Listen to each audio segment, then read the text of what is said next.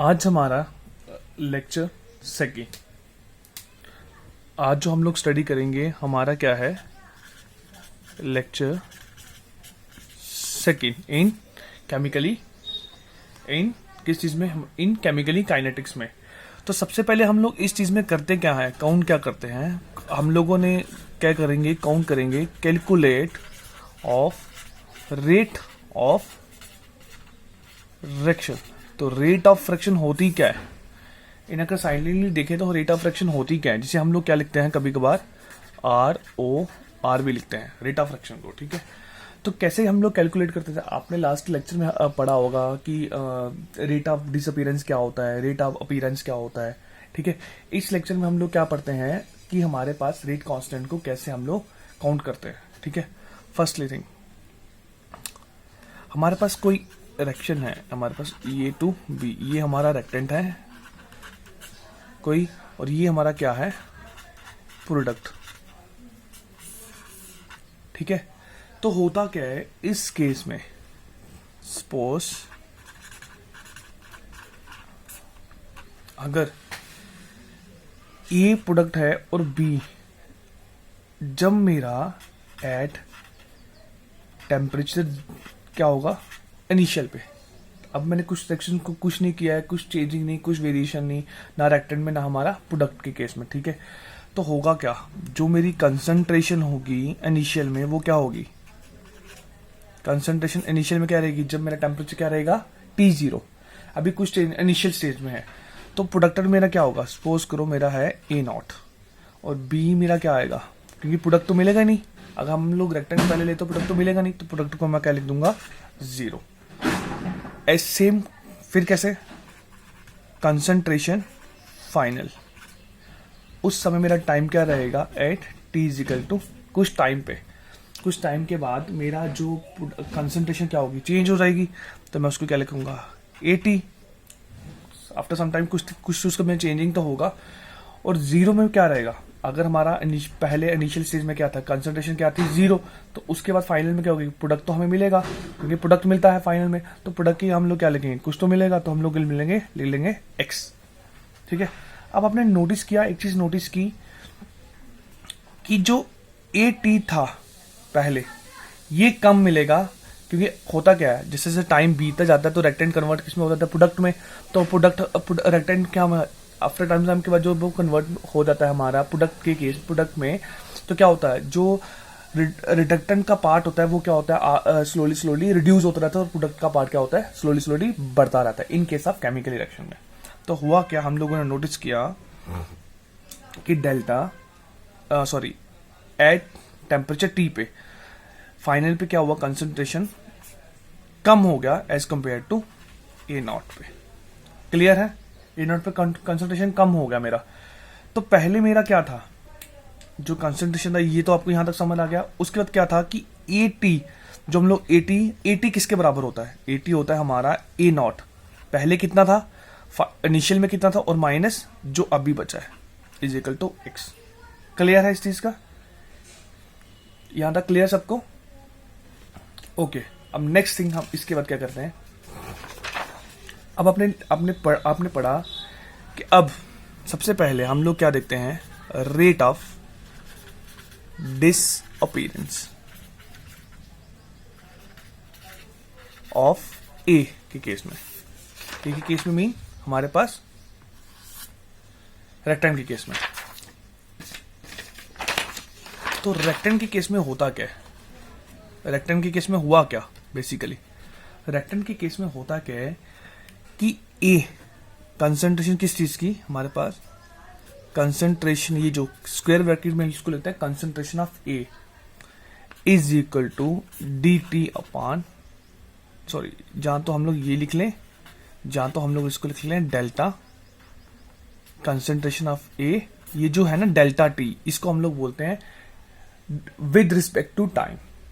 Clear हो गया, और ये जो A है, A को हम लोग क्या लिख सकते हैं, A हमारा होता है चेंज इन कंसंट्रेशन। A हमारा क्या है, जो हम लोग ने पीछे बताया क्या था, A हमारा क्या था रेक्टेंट के केस में, तो डिसअपीयरेंस ऑफ A के केस में क्या होता, हमारे पास ये आ गया। और अब आपने एक चीज नोटिस किया, अब इसको खोल, इस चीज को खोलना, ये यहाँ ये इस वाले जो है हम लोग इस पे लिखते हैं, सिर्फ इस पे डेल्टा ए और डेल्टा टी, यही था।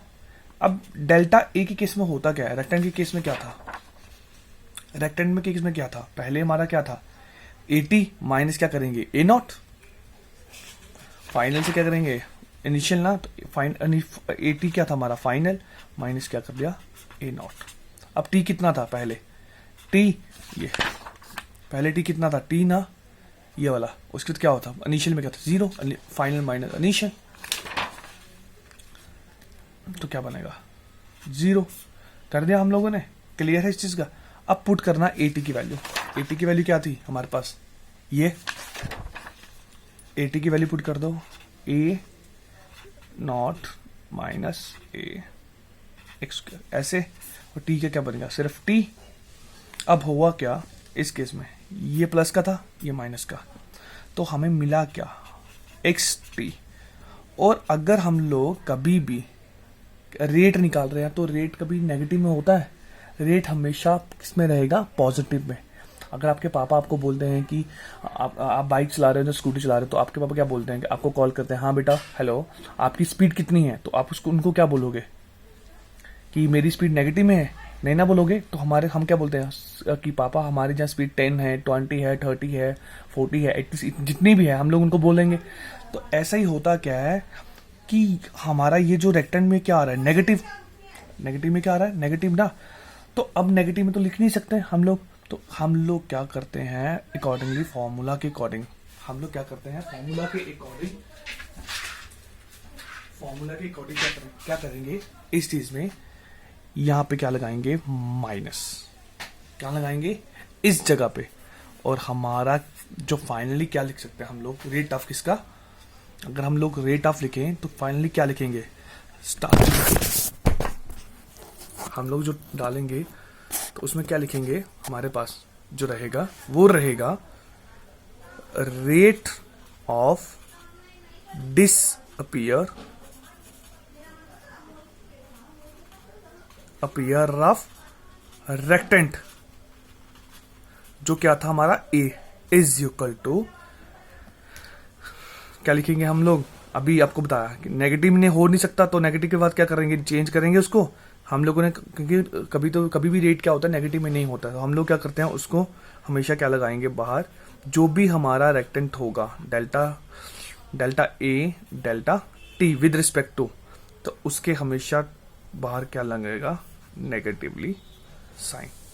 क्लियर है इस चीज, ये चीज क्लियर है। अब नेक्स्ट, इसी के अलावा हमारे पास क्या है, एक नोट है, नोट हमारे पास क्या है, यहाँ पे मैं नोट मेंशन कर देता हूँ तुम लोगों को, हमेशा याद, रिमेंबर इट, यही हमेशा याद रखना कि होता क्या है, कि जो भी हमारा रेट होगा, रेट कैनॉट बी नेगेटिवली, अगर वो नेगेटिवली है, इन केस अगर वो कभी नेगेटिवली होता भी है तो हम लोग क्या करते हैं उसको कन्वर्ट करेंगे पॉजिटिव टर्म्स में। क्लियर हो गया, रेट कैनॉट बी पॉजिटिव। और सेम केस हमारा क्या होगा, अगर हम लोग देखते हैं तो सेम केस में हमारा क्या रहेगा, अगर हम लोग किस केस में देखेंगे हमारे पास, ये आपको क्लियर हो गया, टेक ए स्क्रीनशॉट, आपको लेना तो ले लीजिए। ओके, अब नेक्स्ट हमारे पास क्या है, नेक्स्ट हमारे पास है रेट, किस चीज का, रेट ऑफ अपीयरेंस।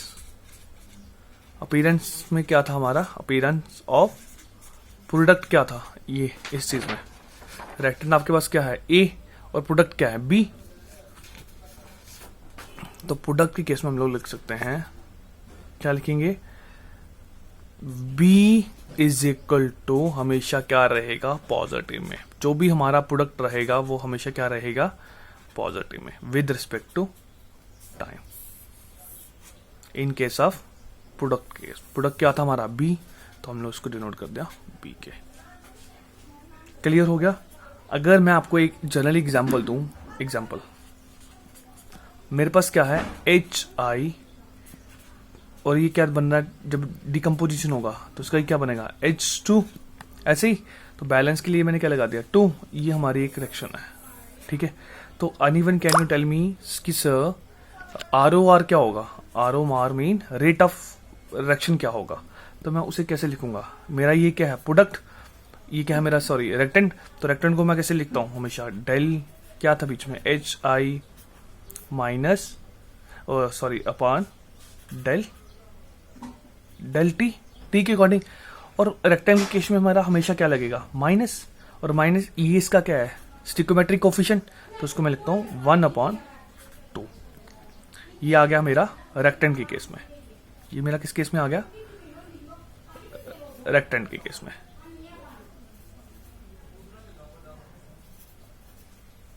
अब प्रोडक्ट के केस में क्या आता है इज इक्वल टू, प्रोडक्ट मेरा क्या आएगा, प्रोडक्ट के केस में क्या है I2, तो I2 की कैसे लिखूंगा delta I2 upon delta T। तो इसके आगे क्या आएगा मेरा, कुछ है तो नहीं है ना, तो हमेशा प्रोडक्ट के केस में क्या था हमेशा पॉजिटिव, तो ये मेरा ऐसे रहेगा। अब नेक्स्ट में मेरा क्या है दूसरा वाला HI, तो इसका भी सेम क्या, तो ये हमारा एक वे है किस चीज को लिखने के लिए, रेट ऑफ रिएक्शन को लिखने के लिए। क्लियर है ये चीज सबको, क्लियर है। तो ये आज का हमारा जो फर्स्ट सेकंड लेक्चर है हैज बीन कंप्लीट, जिसमें हम लोगों ने डिस्कस किया है rate of disappearance of rectangle के केस में और rate of appearance of product के केस में। नेक्स्ट लेक्चर में हम लोग स्टडी करेंगे average rate of product, average rate of reaction क्या होता है और इंस्टेंटेनियसली रेट ऑफ रिएक्शन।